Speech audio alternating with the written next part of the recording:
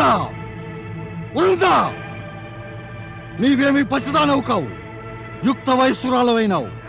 ఈ భక్తి పారవశ్యం, ఈ శివభక్తి రాక్షస కులానికేమీ శోభస్కరం కావు. మనం రాక్షసులం, మనకు ఆ శివభక్తితో ఏమీ సంబంధం లేదు. ప్రణామం పితాశ్రీ.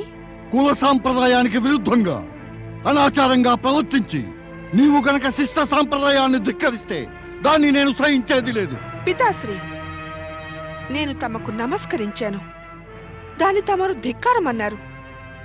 నేను పరమేశ్వరుని ఆరాధిస్తాను, దాని కుల సంప్రదాయానికి విరుద్ధమని, అనాచార ప్రవర్తన అని అంటున్నారా? ఎందుకలా అంటున్నారు పితాశ్రీ? అంధకారాన్ని వదిలి వెలుగుబాటలో నడవడం అనాచారం అంటారా? పరమశక్తియే బలమైనదని ఆమోదించడం కుల సంప్రదాయానికి విరుద్ధమంటారా? పరమేశ్వరుని చరణాలను చేరుతూ మన దుర్బల హృదయాన్ని నిర్మలం చేసుకోవడం అనుచితమంటారా? వృందా, నీ తండ్రితో మాట్లాడుతున్నావని మరవకు. ఇది గుర్తుంచుకో, నేనేమి పసివెళ్ళవాణ్ణి కాను, నీవేమీ ఋషివి మునివి కావు. నీవు నాకు నీతులు నేర్పడానికి. నేను చెప్పినవన్నీ నిజాలే, అవే చెప్పాను పితాశ్రీ. అంటే నేను చెప్పినవన్నీ అబద్ధాలా? మన రాక్షస కులంలో భక్తి పూజలు ఉండవు అన్న విషయం అబద్ధమా? మనస్సు దుర్బలత్వం నిర్మలత్వంతో మనకు సంబంధం లేదు, అది అబద్ధాలంటావా? మనది వెలుగుబాట కాదు, అంధకారంలో ఉంటాం, ఇది కూడా అబద్ధమా? సత్యమేనంటాను, కానీ ఎంతో కట్టువైనా అనుచిత అప్రియమైన కష్టపెట్టే బాధపెట్టే సత్యమే అది.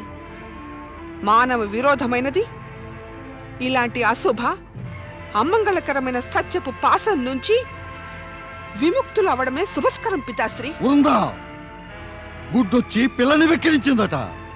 నా కుమార్తెయే నాకు పాఠాలు నేర్పుతోందన్నమాట. నీవు చెప్పినంత మాత్రాన సాంప్రదాయాన్ని విడిచిపెడతామా? మనం దేవతల దానవుల భేదాలు మరిచి నువ్వు చేస్తున్నట్టు చెయ్యాలా? భేదాలు మొదటి నుంచి ఉన్నవే, చివరిదాకా ఎప్పుడు ఉండేవే. ఈ భేదాలను మనం మార్చలేమంటారా పితాశ్రీ? ఎవరు మారుస్తారు? మనందరం పుట్టడమే దానవ కులంలో పుట్టాం. మానవుల ఆలోచన ఆచరణ ఎలా చేయగలం?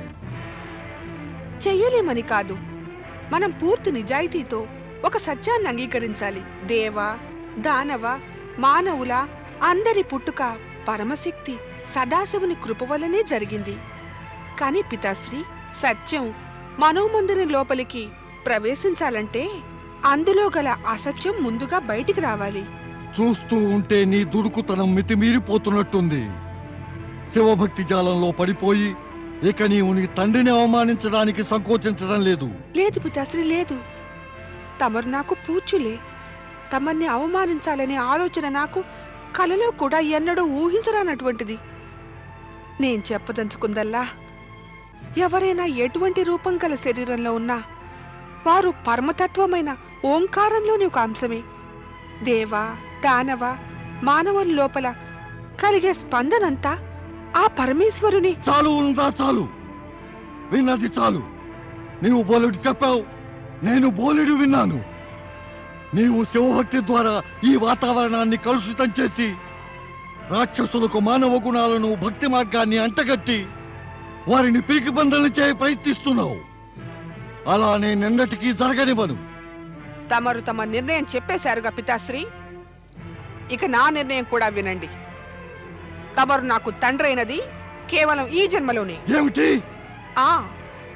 ఇదే నిజం. తమరి భవనంలో నా పుట్టుక జరిగింది. తండ్రి కూతుళ్ళుగా మనిద్దరికి కేవలం పరిచయం మాత్రం, ఇక అంతే. ఈ జన్మలో నా ఈ శరీరమే తమకు పుత్రికగా ప్రాప్తించింది. కాని ఆ పరమేశ్వరుడైతే నా మనస్సుకి నా ఆత్మకి కూడా ఎప్పటినుంచో తండ్రి. ఆయన ఎప్పటికైనా తండ్రియే. ఇక నా నిర్ణయం ఇదే. నేను ఆ పరమేశ్వరుని పట్ల శ్రద్ధా భక్తులతో సదా ఓం నమ శివాయ అని జపిస్తూ ఉంటాను. మమ్ము ఎదిరిస్తే పరిణామం తెలుసు కదా నీకు. నేను నీ ప్రాణాలు తీస్తాను. లేదు, ప్రాణాలు తీయడం మీ వల్ల కానే కాదు. ప్రాణాలపై మీకు అధికారం లేదు కూడా. అది పరమేశ్వరుని చేతిలోనే ఉంది. తమరు కేవలం శరీరాన్ని చంపగలరు, కానీ దాన్ని సంహరించడం కూడా శివేచ్ఛ లేకుండా సంభవం కానే కాదు. ఆయన అటువంటి అవాంఛనీయమైనది తన భక్తుల పట్ల ఎప్పటికీ జరగనివ్వరు. శివేచ్ఛ శివేచ్ఛ! నీవు నాకు పుత్రికవు. నేను నీకు తండ్రిని అయ్యుండి నేను నా పుత్రిక ప్రాణాలను ఎలా తీయగలను?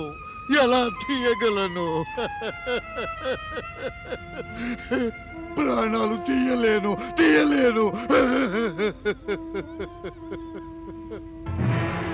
కానీ దైత్య గురువు శుక్రాచార్యులను కలుసుకుని నేను నిన్ను కఠోరంగా దండించబోతున్నాను. నీవేమో శుక్రాచార్యుల ఆజ్ఞలను పాటించి తీరవలసిందే. ఓం దేవాదిదేవ దేవేశ సర్వ ప్రాణ ప్రతాంబర ప్రాణినామపి నామస్యతం మృత్యుంజయ నమోస్తుతే. ఓం దేవాదిదేవ దేవేశ సర్వ ప్రాణ ప్రతాంబర ప్రాణినామపి నామస్యతం మృత్యుంజయ నమోస్తుతే. ఓం దేవాదిదేవ దేవేశ సర్వ ప్రాణ ప్రతాంబర ప్రాణినామపి నామస్యతం మృత్యుంజయ నమోస్తుతే. ఓం దేవాదిదేవ దేవేశ సర్వ ప్రాణ ప్రతాంబర ప్రాణినామపి నామస్యతం మృత్యుంజయ నమోస్తుతే. ఓం దేవాదిదేవ దేవేశ సర్వ ప్రాణ ప్రతాంబర ప్రాణినామపి నామస్యతం మృత్యుంజయ నమోస్తుతే. ఓం దేవాదిదేవ దేవేశ సర్వ ప్రాణ ప్రతాంబర ప్రాణినామపి నామస్యతం మృత్యుంజయ నమోస్తుతే.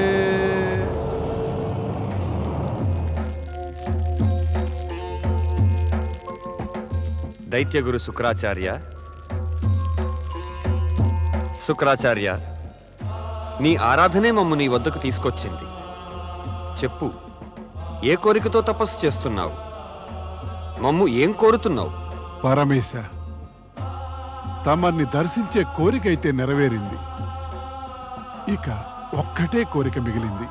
ఏం వరం కావాలో కోరుకో శుక్రాచార్య. పరమేశ, ఏ మృత్యుంజయ మంత్రానికై సాధన చేశానో అది సిద్ధించే వరాన్ని నాకివ్వండి. తమరి ద్వారా శక్తి పూరితమైన ఈ మంత్రశక్తితో నేను ఏ ప్రాణినైనా పునర్జీవితం చేయగలగాలి. తథాస్తు.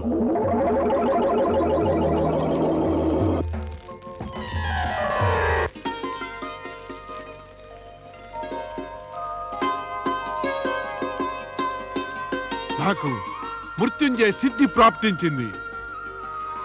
నేను దైత్యరాజు జలంధరునికి తప్పకుండా విశ్వ విజయాన్ని సంపాదించి పెట్టగలను. ఇక బ్రహ్మాండంలోని ఏ శక్తి కూడా నన్ను ముల్లోకాల్లో అసురుల సామ్రాజ్య స్థాపన చేయనివ్వకుండా ఆపనే లేదు. దైత్య గురువు శుక్రాచార్యులకు ప్రణామం. ఈమె నా పుత్రిక వృంద. గురుర్ బ్రహ్మ గురుర్విష్ణు గురుర్దేవో మహేశ్వర గురు సాక్షాత్ పరబ్రహ్మ తస్మై శ్రీ గురవే నమః. ఆయుష్మాన్ భవ. దైత్య గురు చూశారా, తమరికి ప్రణామం చేస్తున్నప్పుడు ఈమె దేవతల పేరు మరవదు. రాక్షస కన్యాయి ఉండి కూడా ఈమె రాక్షస ధర్మాన్ని ఎదిరిస్తోంది. నా ఆజ్ఞను ధిక్కరించి ఈమె శివభక్తిలో లీనమవుతూ ఉంటుంది. ఈమెకు రాక్షస ధర్మాలు నేర్పండి, ఈమె కానతివ్వండి, శివభక్తిని త్యజించమనండి. ఇంకా వినకపోతే తమరి ఈమెకు కఠోరాతి కఠోర శిక్షను తప్పక ఇవ్వండి. కాలనేమి అనవసరమైన కోపం బుద్ధిని శూన్యం కావిస్తుంది. అది దేవతలైనా దానవులైనా మానవులైనా సరే ఒక్క మాట గుర్తుంచుకో, ఏ సిద్ధి ప్రాప్తించాలన్నా కూడా దైవకృపయ అవసరమవుతుంది. ఆ త్రిమూర్తులు బ్రహ్మ విష్ణు మహేశ్వరులే. నీవిది మర్చిపోయావా? దైత్యగురు అయినప్పటికీ నేను శివారాధకుణ్ణి. పరమేశ్వరుని ఆరాధించటం వల్ల ఆయన కృపను పొందటంతో నేను మృత్యుంజయ మంత్రాన్ని సిద్ధించుకున్నాను. ఆ మంత్రంతో మేము ఏ మృత జీవినైనా సరే జీవింపచేయగలము. అటువంటి గొప్ప మహాదేవుని భక్తి కలిగిన వృందను మానమని నీవు మహాపరాధం చేస్తున్నావు. మేము నీ శివద్రోహాన్ని ఎన్నడూ క్షమించలేము. అదేదో అజ్ఞానం వల్ల జరిగిపోయింది, నన్ను క్షమించండి. నేనైతే క్షమిస్తానులే కాలనేమి. నీవిక త్వరలోనే కన్యాదానం చేయాలి సుమా. ఇక ఎక్కువ కాలం మేము వృందం నీతో ఉండనివ్వబోము. మేము నిశ్చయించేశాము. ఇక శీఘ్రమే ఈమె వివాహం శివాంశగల అసురరాజు జలంధరుతో జరిపిస్తాం. దానితో నీ కటువైన మాటలను వ్యంగ్యాన్ని ఆమె ఇక భరించనక్కర్లేదు. లేదు దైత్యగురు, లేదు. ఇక అలా ఏమీ జరగదు. తమరు నాకొక శుభ సమాచారం వినిపించారు. నా పుత్రిక కోసం యోగ్యవరుణ్ణి చూసి ఎంచి తమరు మా ఇద్దరికీ ఉపకారం చేశారు. చింతల నుండి నన్ను విముక్తుని చేశారు. ఇక మేము ఈ వివాహ ప్రస్తావనతో జలంధరుని వద్దకు వెడతాం. పితాశ్రీ, చూశారు కదా, శివేచ్ఛ వల్ల శివారాధకుడు నన్ను ఎలా రక్షించారో. ఆయన కృప, ఆయన మాయ, ఆయన లీలలు అనంతమైనవి. ఓం నమః శివాయ. ఓం నమః శివాయ. శివేచ్ఛ వల్ల శివారాధకుడు దైత్యగురువు శుక్రాచార్యుడు కాలనేమి పుత్రిక వృంద వివాహ ప్రస్తావనతో మహాబలి జలంధరుణ్ణి కలుసుకోవటానికి గాను ప్రయాణం కట్టాడు. కాని జలంధరుడి కారణంగా వైకుంఠలోకంలో లక్ష్మీదేవి ఎంతో చింతాగ్రస్తురాలైంది. ఏమైంది దేవి? ప్రపంచానికే సౌభాగ్యలక్ష్మిగా పేరు పొందిన దానవు, అటువంటి నీ ముఖమే చింతాగ్రస్తమైంది. పెద్ద విశేష కారణమేం లేదు స్వామి. విశేషం కాకపోతే సాధారణ కారణం ఏమిటి? నీకు తెలుసు కదా, ప్రపంచంలోని ఎవరి మదిలోని రహస్యమైన నా నుంచి దాగదని. అలాగనకైతే మరి నన్ను ప్రశ్నించవలసిన అవసరమేముంది? ప్రశ్నించకుండానే నా మనసులోని రహస్యం తెలుసుకోండి. తమరేం తెలుసుకున్నారో నాకు కూడా చెప్పండి. దేవి, నీ చింతకు కారణమేమంటే అకస్మాత్తుగా శక్తివంతుడైన అసురుడు మళ్లీ పుట్టుకొచ్చాడనే. వాడు ముల్లోకాలకు ఉపద్రవం తెచ్చిపెట్టక మానడు. వాడు సంపద గల వారందరినీ కూడా కష్టపెడతాడు. ధర్మాత్ములందరికీ సంకటం కలిగిస్తాడు. దేవతలందర్నీ బాధిస్తాడు. అంటే సృష్టిలోని సమతుల్య స్థితిని భంగం చేసి అతడందుకు విఘ్నాలు కలిగిస్తాడు. స్వామి, నా మదిలోని అనుమానాలైతే పసికట్టారు.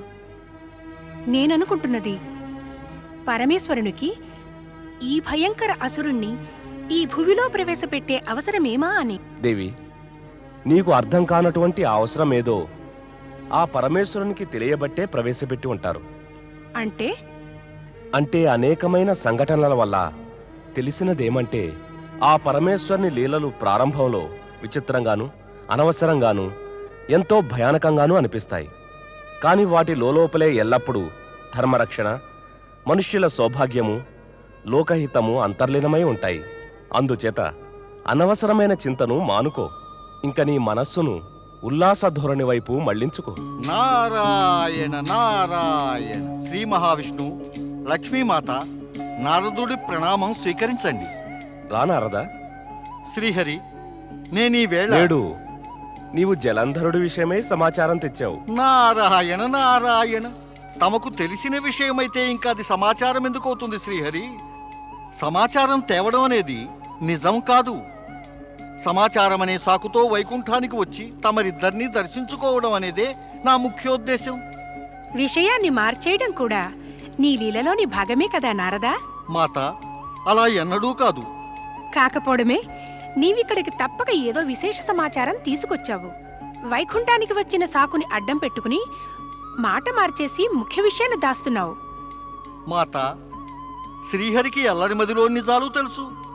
ఆయనకు తమరి మనసే తెలియగాలేంది నేను ఇక ఏదో సాకుతో ఏ విషయాన్నైనా మనసులో ఎక్కడ ఎలా దాచుకోగలను?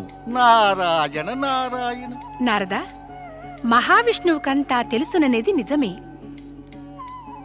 కాని ప్రతి విషయాన్ని ఆయనను అడిగి తెలుసుకోలేము కదా. అంచేత నీవిక్కడకు వచ్చి మాకు వినిపించదలుచుకున్నటువంటి విషయమేదో వినిపించు. నారాయణ నారాయణ.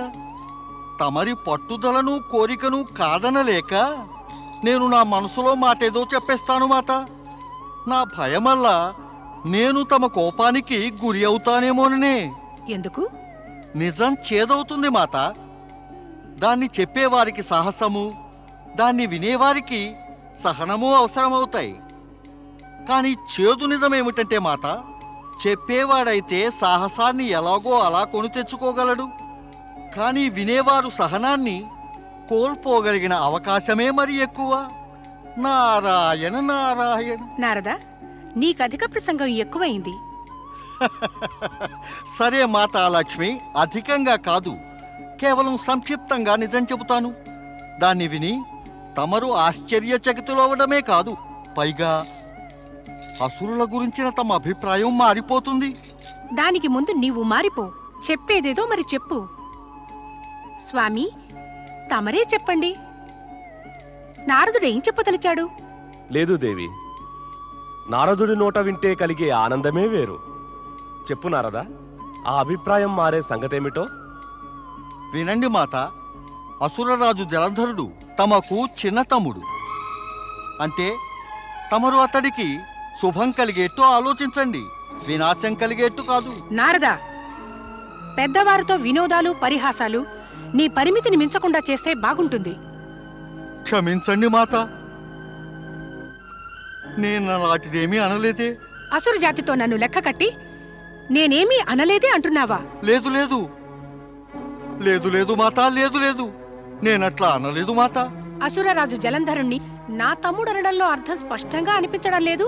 నేను అసురనని లేదు. ఏమి స్వామి, తమరు ఈ అప్రియ వినోదాన్ని మౌనంగా ఉండి వింటూ సహిస్తున్నారే? నిజాన్ని మౌనంగా ఉండి వినవలసిందే దేవి.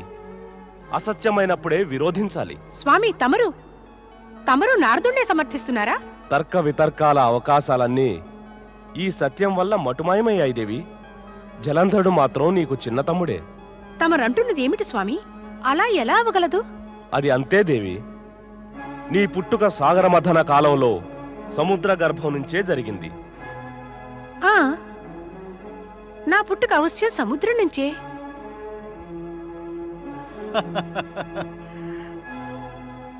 జలంధరుడి పుట్టుక సముద్రం నుంచే జరిగింది. అంటే సముద్రుడే మీరూరికి తండ్రి. ఇక తమరే చెప్పండి మాత, తమరు జలంధరుడి సోదరియేనా కాదంటారా? నారాయణ నారాయణ. దేన్ని నా అప్రియ వినోదంగా భావించారో మాత, అదే అటల సత్యమైంది కదా. ఈ సత్యాన్ని అంగీకరించడానికి నీకే అభ్యంతరం ఉండనవసరం లేదు దేవి. తమరే నిర్ణయించండి మాతాలక్ష్మి. తమకు జలంధరుడంటే ద్వేషం ఉండాలంటారా, లేక ప్రేమ? ప్రభు, ఈ నారదుడు ఇక్కడికి తమ ప్రేరణ వల్ల వచ్చాడా? ప్రపంచపు కార్యాలన్నీ ఎక్కడో అక్కడ ఎవరో ఒకరి ప్రేరణ వల్లనే జరుగుతాయి.